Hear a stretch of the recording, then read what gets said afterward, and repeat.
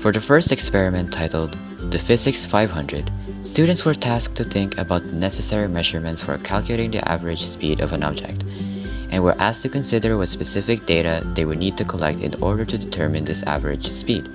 Additionally, students were encouraged to compare the average speed they calculated with the maximum speed of the same object.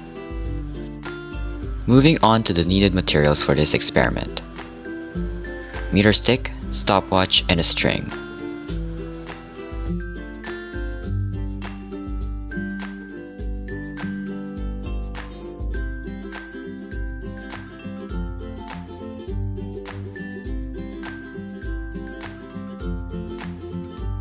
After the two students ran backward, galloped, and hopped using the same distance, the group was able to record the following data.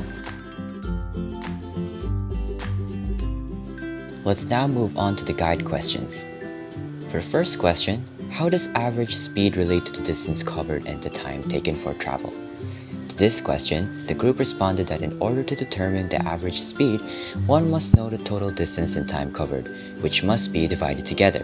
Regarding with the second question, should the recorded average speed represent the maximum speed for each event? Explain. The group responded with no, since average speed represents a typical speed throughout the event considering all speeds. Maximum speed, on the other hand, is the fastest moment, so they serve different purposes. Moving on to the third question, which event had the greatest average speed in the class in miles per hour? In accordance with the group's answer, the event that recorded the high speed was running backward, with an average speed of 2.8 meters per second. When this speed is converted to miles per hour, it amounts to 6.272 miles per hour. For the last question, does your measurement technique for speed enable you to measure the fastest speed attained during an event? In response to the last question, the group stated that the measurement technique for the speed doesn't allow them to measure the fastest speed achieved during an event. The group explained that the technique is geared towards calculating the average speed over the entire event, which offers valuable insights into overall performance and pacing.